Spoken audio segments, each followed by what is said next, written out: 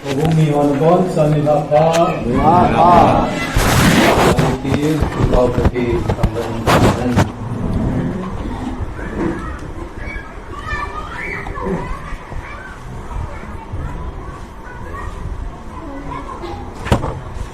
Tuni Aksai Tuku Mahumungtar Sarmun Nukapin Hi Ipiku Sehi Ham Ti Hipagelin Iki kanung tino jong le, ipa ta pakai ta himpoi men kong tiwi at kalijin. Jason tu ni tahim sarmun tai terdingin. Christian te kipa na tu tihi, puti na namang lewang kalijin. Ajo kikanting le, nute hola a, kuitin si tam kahepo. Puhing na tuwa puhing ni Sunasu hukulai le ngari, kalau ji sunai hal le, poin kayu lagi mutu tekane tipinin, poin kayu le samsa undanin lam, at samsa uhin na terati udindinin jam, tin le hessa na kayu ni. Bible text assignment din, Pilipini teri mapule kata, bungkat samsa dania kalim. So pite ho na ho ni ko ri le sin ni ke ma chuna thusu sen si hi ipanu ku ka chana din yo ahun suri kabul pudhi pretorian spelo sen sila de milam zo si Krista zala hi ti cha ki punta hi sule so pite tanjon kabul pudhi win pakai ta sanjat ta intakin ku di saluhila si kumay. At abay na bangin mitkim na lekiningan Krista sa si kumlewin. Sila bangin zang dunil si kumlewin. Loy katsan ki mahi kipano to kupa onna kusiya ki kumpahi hewin ngay niya polwari. Adang hawang sun kapul kutsungahi Borgan kaya kambing ay tuwa lunta puwa hiluwa. So nona si kulewa. At sutiyay tiyam henhemin hihen kutayin hiyong le. Itihan itiyong le Krista tsukisi kumahi. Itsiye chun ka kipa agadi payam kipa rin kahi. Patinin at sinisimba. Bo sawahin patibutahan. Sam kat japu somgi Delhi May Karimani Andhra Pradesh Muna Thirsu kidan ta anau Pichu kiha me kiya hai in sumkhan nahi ni pa chamakino hi sele acha ke ba naban man lolate Acay na ajin lorten. Acay na feeling adi ko sa ito sito na malama agipilin. Inko katsabon sabi na nagkiwan. Ay lahijin na ipahin at himasama ito. Suicide note kadajin na nadal. Isi suicide note na chikis yan mitiya hele. Kewin ko kabon sabi katitagan mo. Nung mana nang hindi hipit. Kasi nalalungham ng nang gede. Ibigay na nitila. Lay si Tsumahin kumsablik ibeli. Kipana panahon. Kamuyo po. Pitsiya tsutuniya kipanahi. Wamoy tsumda nga kipana wala siling kahitabi. Ati suicide no na tsumuna suicide. Iti. Pitsiya na hilakain pateho. Mihim kitihi pauhan lang bayang jingan lang kim jong le bol khen lang bol mo jong le nijo si alina neu chati kipa ta info na din kitihi koi ma de mo info nahi ari wang minla kipa na budhin kipa na chamkin kitihi le si thilai ko abang ba kipana buding kipana sambil Krista abu nahi katin tambangan. Isi jen Filipi ni te ma pole katabigan na. Pol kitipahi pichile ka thamai ta. Koi lai manano mamitia hele. Yesu Krista ki pan tu phase komjia rom sum pula akihen lai ta hi. Julai chile ka thap jami rom sum pula kana hubung ni te hi. Ahin la ale ka sudhi gana apula kada chai changi le lung mon monani lung hai monani I matsal ke ma ka ga ki sen test ka ki boni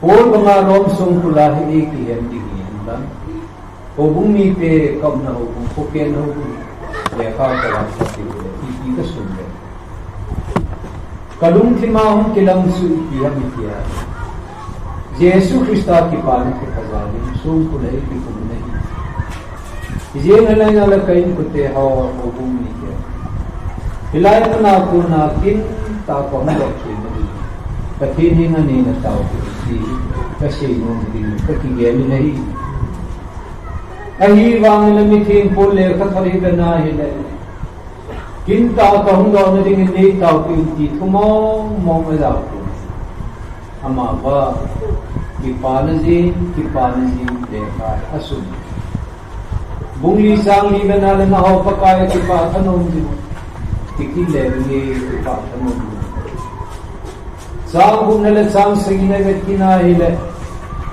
I masalung kam na ni hi ahi ni malam jo sia taw na la thum na thang ba ta thu na thum lu si tu patin he sa Chutin pathin hai na jo si ko kar su ke nalumu le nalum pimo Krista Jesu a hom din hi ati jo jo si hi gal ko ma hi le sum kul suma ko na le khati thapingin akilo ko ni aji chu lungim na la lung kham na ki ma zau lo ki pa na je ale kha thap mai an sunin obung mi den ai le mithin polin rom sum pula akian laya ki pa ta hin ko man ti ni athu bi le den I tu ni ha ijil di mo ka ri ama sapinin sam somnia kana somna su di na mithin po sum pula on chung chang to explain and boy bisiwa manasi ne hin su kite ho Nahon hisi tu heleo sun kaluni ipisi na keri ma ipija so kula ekian ham ki aparpos aje adoi la tu ni hakkat sa an he ti kanon he je ni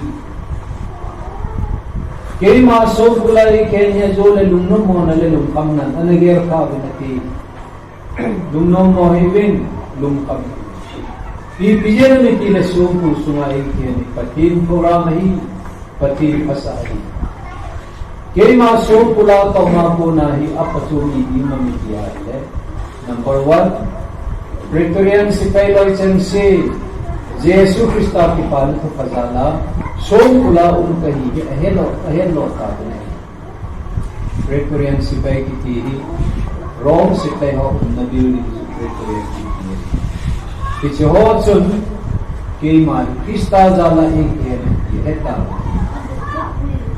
ani sanakina Sophia tam jawan kabul kunun ka sobul kunun Yesu Krista ki pan tu pari ki sarvil hang santa si mamta bi tatin tangwanan kichi ho jo sechi gana hai mithin pol ki palna thubu number 1 chi te nikile achuma kirso jo si pathin khasahi pathin hoga mahiti ekse bole kichi Christian kalina akipan tu kare kasi ni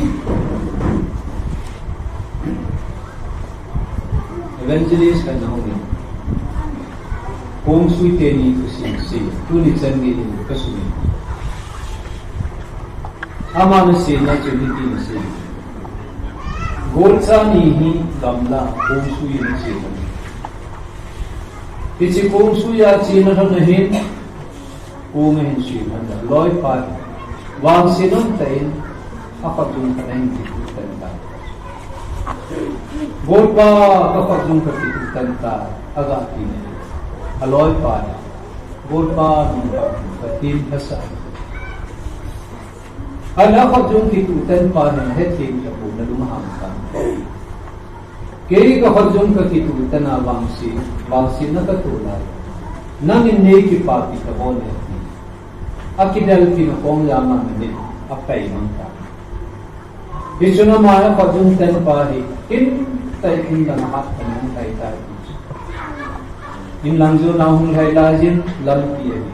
Mitkiwar ho, anong tingka. Alam mitkiwar ho na tinuwa, laiket na din ang ating ako o layo. At taas sa sumsutse ka po bahay, kapag yung kakten sa mudok ka. Isiwang hilayin din po katin na hinakagawi at iso. Iso naman ng agero ta. Kaloy pa ang patin sa sabi, di mong dunia ay kapag yung hitel lo bingay-ngay.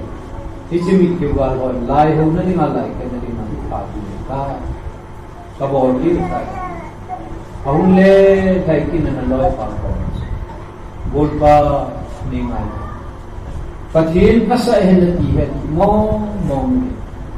Kapag yung hititutan lo bilang dunia, bitkiwal ho na yun na nabalay ka na ipati ka. Kabawal tayo gold pa ni ngay. Pisen sa naloy pa nitya doon nitya na nitya golpa kifla. Kakong ani na nakin lang ani na payla ay katin pa sa ay. Aji suni na payla logi. Ini ay kibableta. Ini ay kibablew nang latse man na nang napatu atadya nang nakadi wata. Kay kikim sel kay kiminaway adi wata. Katine. Yesu hitsimi pahi pitil su daw patin kasai dia Allah Kristo amading ipamo na din sumunod pa daw siya kita iti Yesu dunia Kristen kipati lohohi kita ni horang itia Kristo daw siya ganay na complete ada ilongan alumhan nangan agasit nangan hisa Pisita pa niya at ipati. Iya ci ipitil so lang let ci patin puran patin pasa etiya lati ho except for te ho ichi all at ipati. Patin na kayo to sumayon kay ma experience sa kayo. Patin na ci yan itiya. Sa pagkakti sa association ni kumson nila kumkun na kanapang Isi kumsom nila kumkum nata sa kasunod. Why ho in? Hilaya na hindi nahi. Hilanga na sige nahi at iway. Kaya ganyan complain po kami. Isol-sol na wakipa takas. Patin pasay. Patinin hilaya din nahi. Ho sa diyanso. Why ho sa laya din nahi. Solahi kipata except po. Hoy hilaya mo na umlang lang. Kipata except for all this. Lumtima kipa na kalim.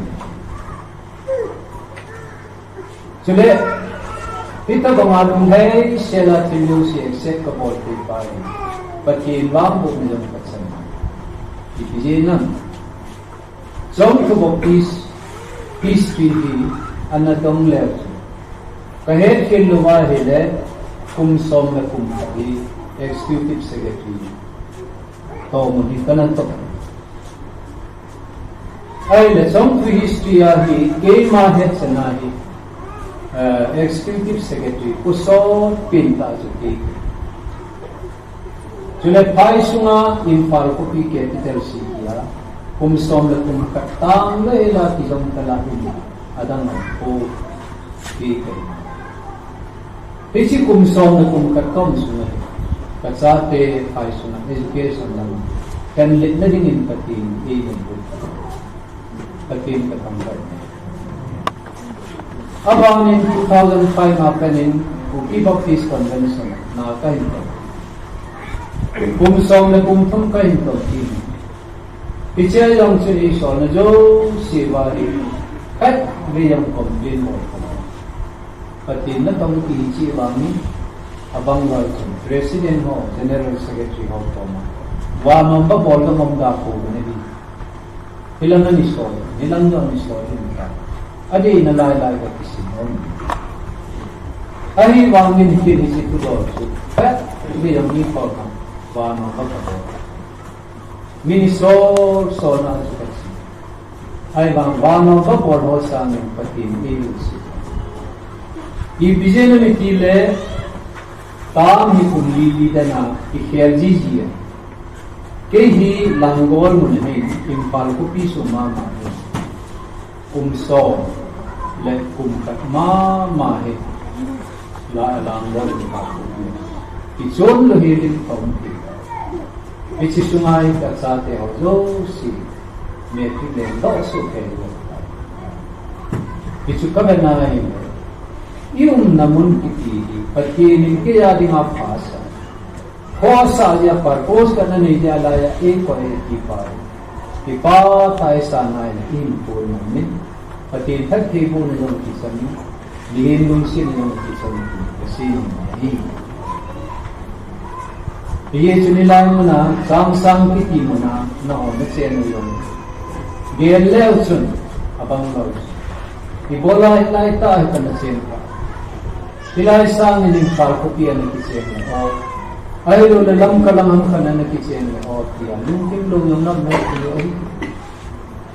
ay mga kasenom silpya mitya hilay mo na nagsyen pahi patinin na nga di nga hilpakat iko pinuming titili na taasa na kipa ta eksyen na bola na himpulong iya ito nga tipso daw si patin pasay dia except bola hai Christian ka na din nga ito kipana tu patay kasi ni tulani sanaki nahi sang som na nga kana som lagi sunila na ile pola din nga amel maho ati buki ni nahi I bijena mitile rom sum pulamitin pula kihen lang ka sun voluntary evangelist patin fisik anong tayo lai panggan Filipi hubung achieving full pinapatin ko sina wahi ibis iba mitiyari mitin full dem nale why mo nale sisi matpilini asiyo la ni Bible lamang ite siyon kumpitsita na asiyo ay laki man katasan dawi mitin full kitipahin tima wala ko na patinin so sa patin so sa kay Taasan hiwin hubung ite ho. Aji su pathin sok sa hiya hele. Iti mi utsa misom dan ho siya ho na jela piham. Jela am te kiti su mi pai ho ti hubung ni ho koma si na din taasan ho ni. Ay la hiya si na pau hi. Hubung ni ho la katsun apo a jen sunga mitin ko koma ipora ka bola hi. Isi report ang panahi nang hilasun ipin ka doon butten. Hilang ipin ka doon butten. Kima test ka lang ipon. Hilang ipin ka doon. Kanong timahong ingdo masapin siya. Patin ko siwa ele, jam kanin patin ko patensi. Ibola kay minsin na ding la kay sisin na ding la kay jo thang na ding a subale le iba sei di mehen no wala zo to ichi ka na tinahong ay wala mi tin ko le na don bun na le khat thari na ai so pite zo to kiti mo la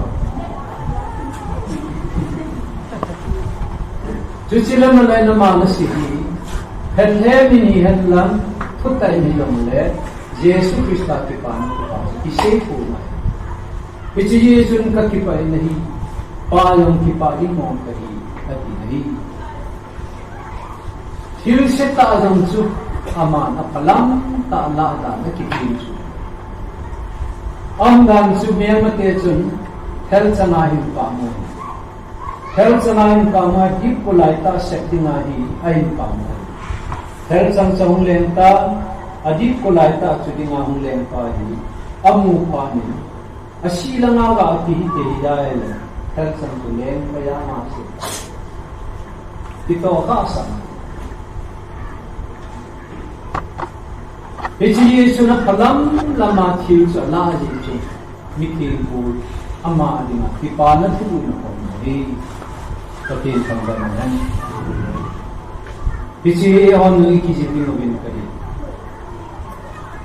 e ho ka ma yong ku ni full time ma lo sa na patin na ko brain pastor evangelist missionary tampi abang lo hi voluntary ama na ama kipedo apatin tu si am ko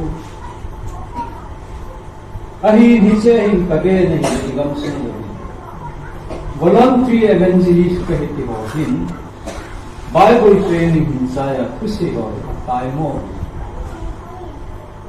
chuti ma chen training ni hon lo training ni lo voluntary apatin tu si ba ho kitu kimla pa I kahe I kase gari ki ne la cha sunda pa ki holle ni ki yo kazam mun kana hi hoin ka ga ya hile voluntary evangelist ka tin ku si ki yo na mun la ka ko ase chu kana ya introduction na hin ne so bible training sai so ai ndem na sati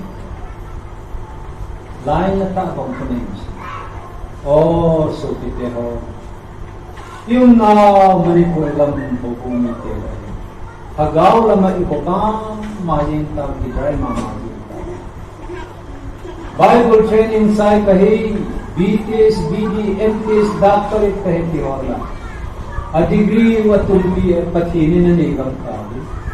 Even na ilan hagaw lamin na govin, ngayon sel go ka ninting go ka na koy katakat sa nagigili. Ang teacher. Mipi ho chan nui dum kewan su training board ki ji an kan ni mi jana thik dan su nasa ka sa ngien se go ta te ka jang le chun pi chen nam te le phap se a ko yong chu thing hing le ko thing go ko sa chân nghe cho mình ai là hít ta bằng ni họ sẽ kịp bạn gì bên thì cần tìm một cái cả sinh ra nên mang kịp bạn cầu đúng thì bây giờ nó mới kile voluntary evangelization na training ne ya pathin tu se ho mi hi pathina ni pati tin ko wa hele Akhir nama thik lundun patin mensa je hai akhir nama thik dunia patin mensa je hai ki ta sanai idam nadin ngamam po ki musik nadin ngamam po idam kitai monadin ngamam po ven so kitao England lama hai patin tu se min tam tak evangelist mi hom pet pa his always Peppa is yours 5 kilo. Ani taadunai kursadar min tamchi et. Ahi wangin doctrine lamai somchi et. Hobung hol domta. Ama nila kursadar chihin patrin tu si min tamchi et. Ahi wanga doctrine kami ki bokko. Kapit min wangi damang jo min titi hobung hol din sa benta. Ay nanikadi ho buhoin John Wesley katipaya ko. John Wesley nang magyera na George 5 katipaya wagam kay manatasan na am atin. John Wesley na doon na chike siya. I do not expect him to see in heaven. Wagam mama kamulit kinakalimutan ko. Abane na long kino binahile John Wesley na gyerda na जोर स्वाई फिर की तिपाई पिंग खांग लो दाना में दिया हम पिंग खांगे ही हम अहिवान वांगम के नमाम की किनेत न सनी ये विजय में तिला वांगम ने कुतिंग सुले मिथिंग का संसाते सा असंग मिलियन आसी पति दर्दों नमा आदिम ने Pisinitin sule zor swai pil ki tipadi pati lalto nu sutakinai sandingin zon besli ki tipati wa mi pinung lang te akadin ki mi pinung lang piading pa masakin pa ni kitam pang patin pang ba asi chun het ke chun kei sama ma ko ki ni kei sama ma patin ko tinai jo ki nei su sei se lu e ha ka ti le su ke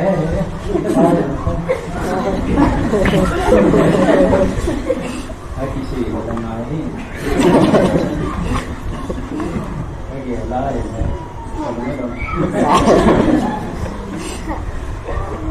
kita mami hola si pa ngai ya sakalama ki pa Azai hozo siya di mayong nunghay matulana kipaw Nyen servo ka tiya masa Iya sukin apalam naman kipaw hiso Sapa wali pessimistic optimistic pessimistic din nila silang lamalaho pessimistic Gamlening siyong sana pinupun. Timuyang lekab na kikati. Kikab lang na kala kikapu. Kikayang na tilat kipu. Siyang na kihol mo. Timuyang na kuy kipusa.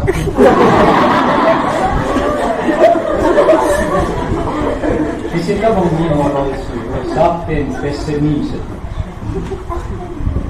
Optimistic tinggi sila kalam nama pulbang sila kalam nama lati ho optimistic ये सुन रोज पाकना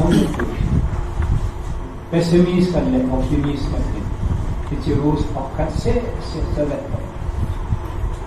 अब kalam nama lati pa optimist pa रोज पाचो बाबे कदे सिवा रोज पाचो no at my taiseli me signa beri ai johnson pessimist pa ni deki ni ma apa ampu itu sama anu ya ni bujo ठीक है तुम्हारो समूह आदमी को भी सुन लेना है दुनिया हमें वेतन अब लन्य रोज पाकर से आई वहां कटपान माल है सेला की पाता थी कटपान की सनुम ता माय मुझे हिस्ट्री पियर समिति है किनकी थी अपलम लमा हिलाले की पाही अशलमा हिलाले की पानी भी मुझे तीन वेन नंदन की इसी पासल पूर्ण किता अमान खुशी करिए पासल ना कहीं तो तुम सो ता पासल ना इसी लम्मा कहीं हिंगलांग लम्मा केन को लिबालम कंजो जुले दोइबों हजार करना कहीं नहीं पी कहीं हम दम मौका अहिले डाक्टर मंत्री का पूजन कजनी आई वहां तंती मोनो खिला खिलो दिले कामदी दिले कुमनी किवे लेकिया हम फाचुम कथाओं मुसीम करना होता कोई दिन कथासिया कनुहा मन की चुना पारी पठीन सुन कथासिता पठीन सुन कनुहा कियम कली को वही कच्ची वानन कबे वो कथे pasal mambe kai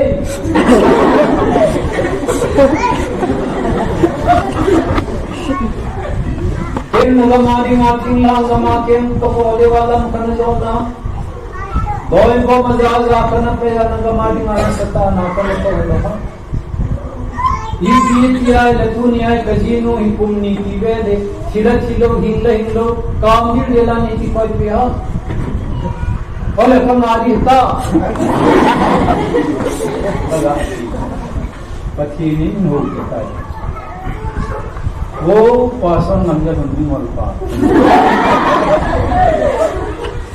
najino kamgir dela ka pai pe nang talungsi ne sulan mingol anang lain na tomen pon hogum bilin kachi na tin najina sana na people najinu hi nang de bangsun dam selen lang bing shani en na kisana hoy le na chi ro ka pasada na ki bu ji mo ki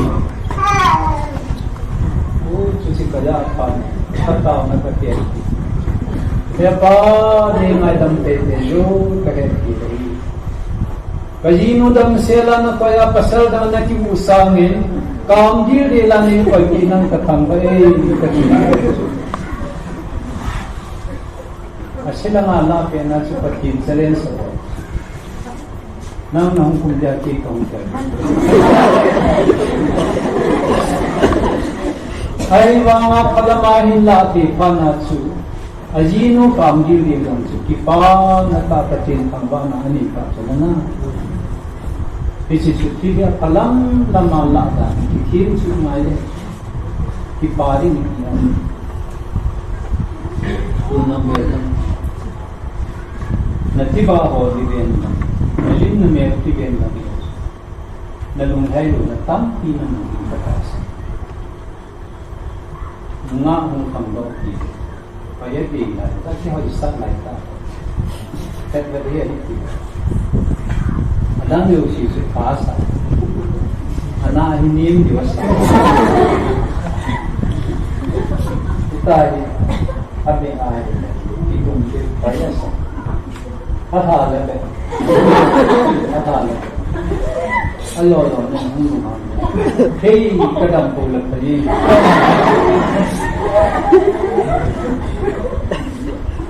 Doon silang yung natiba ko, iba Lunghai lo na tam tak namu nalut sa matanin na din nalut sa ngagi hit na naman ka lubo diwa lulit na naman ka ipiho ay bahi lulit ipiling apatin lulit basi at hakto minaazar sana mita iyane ito ika nalulip siya ang sinang mong sakay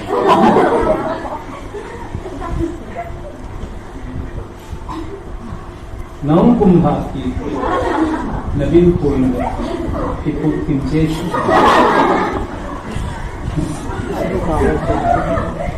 at ihol kilo di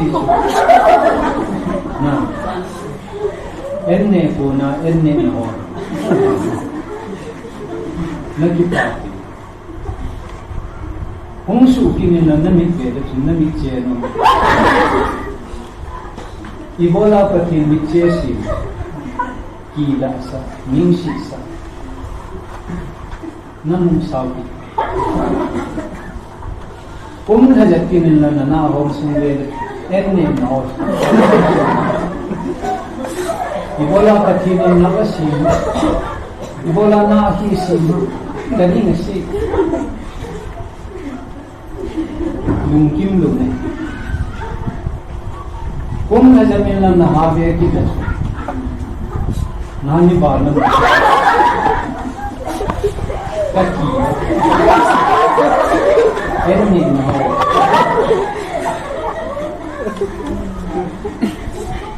asela na sila hele tibalam chikola ki panali umlo beso kate ay ba palagin ba ko nalutsang na ganaya na nasama na kita nasama ke di ipikipa sambil na depi korjingan na itu namanya soal.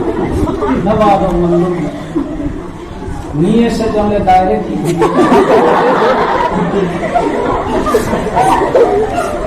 Tapi sama naman panas sa tingnan. Akan cetula tinapola ibigay mo si sama nag-apoy folder sila nalaki na rin. Patinin sa makesa siya aja patin tangwa na kamitas. Loha. Aba na hukum lanang nabilwe kita. Ilang mga kadakesa, ilang itikipaw mo ka. Bilhini hilo ilang ay kasi chol kimye amela yesu langka ng manahin ng akisay atuahini itungging nga kaya ilong sir langka naman ang lalangka na ako lang nagiging apatinin spirit ko patin tangko ve nabil kaksesen puwaza akiti ang alam na hiso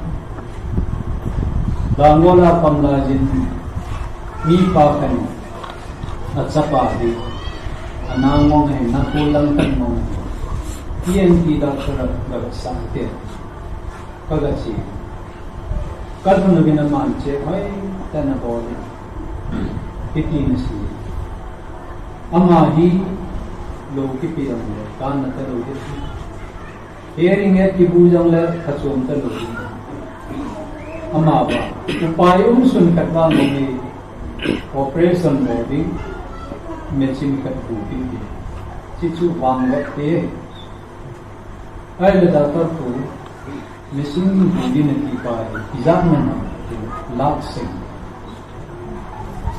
operation sarsun lola kijanading logan lola consultation kiya lola a machine man se to laksing achutiya hai sudite na kolang kanin tuwala ke se lang heti min lang ilakso kon na kisun kama punew kan na ya hallelujah tanala loha lang na kami itu kipaw abani yung teki nila na betang kipaw dan mitang hi niyan sim spare yung pagkitso ilang teget na ilong siya kung hinihiluhan lang kasi sa atong pangisang pamong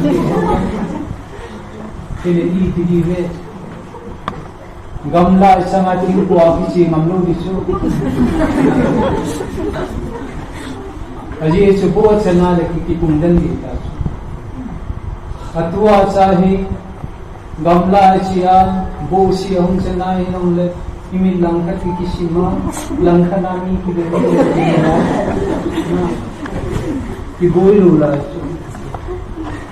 min niya na simpi siya lang paka kasipak taruti apatin ang wala ng napabekit ka wag yung kalimutan niya siya itikipang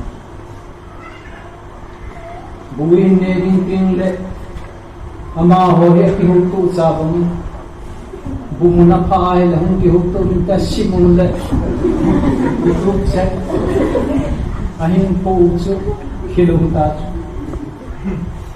ahin po ilay mong komen palilay sa humbang piso ito ge napaghi pajung lo kengaw hindi bunya hasida kila thero tisu hit ho na kihin minte aba na si kisong pahi bong lele te lumbihan ng zangkat kalikit buila ikamahe na hele kulang dia siksa mabuti ni izino takipuri mari ini lang adula izino badi izino na hindi yung badi ikinahila ng kimol no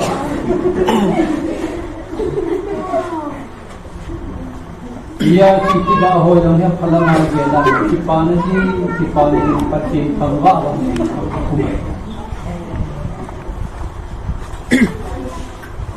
ikipati yo na hi Kaya kalam na makila doon. Kang hili kikampi. Kasi ito ni komen involved kita. Apala masih doon. Kung kasi ito ni bis. Karet na dito. Kapag sumaylang siya.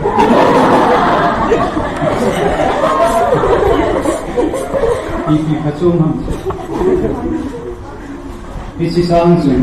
Nalawin na buot na pinag बोलने में बोल पा बस पूछो आपको सही तरीके से कई कखत सुनना बाद इंसान से यही चित्तू पनावा अंतिमो कसा नंगी महंगाई बच्चे पनाए कसा ना गाती ले सुनना न हो लोग की पार्टी अजा हो दी हो कचूम नहीं सुना कभी बेला माइलांग सी तो किलो इतनी क्या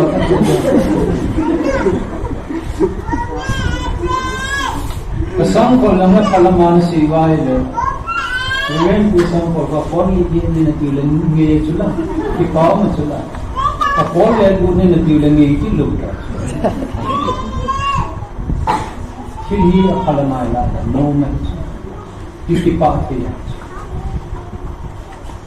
Iyay hoa, ikipati doon natin. Silang lang at kilala. Christmas lang na po nag-elect. Ano ay naluwa hindi. Si pa itu semuanya lala. Damlo kalian tayo. Tusun nila na daw ala damlo kalian. Lausa. Hindi ko tama. Bobong pasar paliho sa kalung damlo. Aku bilang hello. Jadi yang buat mereka cuci cincin ada pun nang sana kisi. Yang ni ang wala yang sila lang sa. Haji ki bang bau no. Amai galawan ko tiya.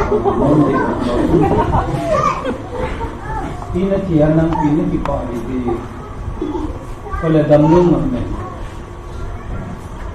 So, kung luya pa namin ho, no, ni Orna, okay?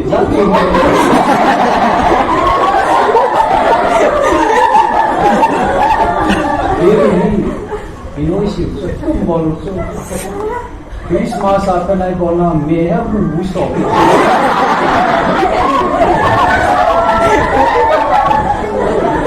So, totally mo yan na. Yung self-set ko na Christmas na.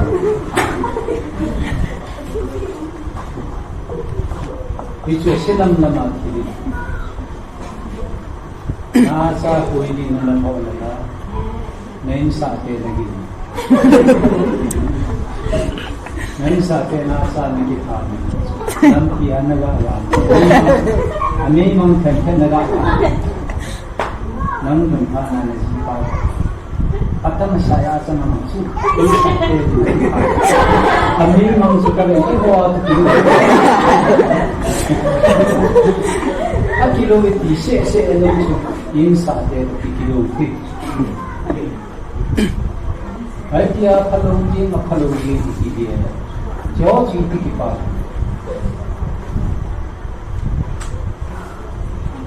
Masal ka dito. पूरी बोला उनका हाँ कहा था निधा इन सुनामी के बाद तो bomb lucky लोग तो मैं जता ही माला मठाई तो जल्दी नगर किंजन ना दी बॉम्ब लकी न सुन अहिंसा पर पाइपे करने की मंडों जा ये सुना माला हम उठाई जल्दी टॉर्च लाइट अगर आप Insa pun muti mambo.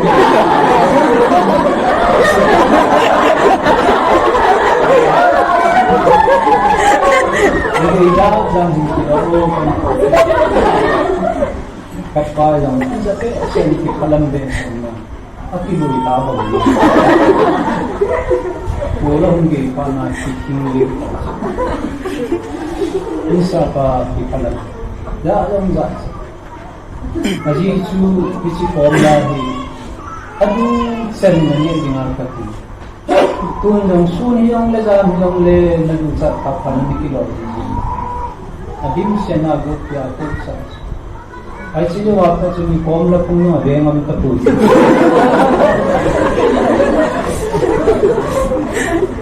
Ya, kaki lerang minum deh. कोई गम नहीं तू साया अनि पादों लगा ताजु मन हाल सो तुम्हें भी सब खाना जो मुली हुआ है होगा अब हम तो उनके जीवन तारीम लोग कवाना चाहिए आकाश में ई yang lain ni papalan ni tilo अब पुंसांग वे हम लोग हम चून लो Hai ni payung kipa kat payung kalam dah kipa aye so kalam la mat kena mithin po kipa na sunan mini tabangin si siyan na mijong le ka kipa ni atia kaki na tam ichi akipa kipa na kiti hiwana po na gin sang bangahong lenta ilut sang hiyain ta hele Kimo meher hum Beman kilam lo Iti lam di ham Kini silam nama lalu Kalam nama tilam Isu ila kiti mule Kristi Tohi Kipa tahi Isen sudi handa Katini na tuisi lo Bon sabari Katini lo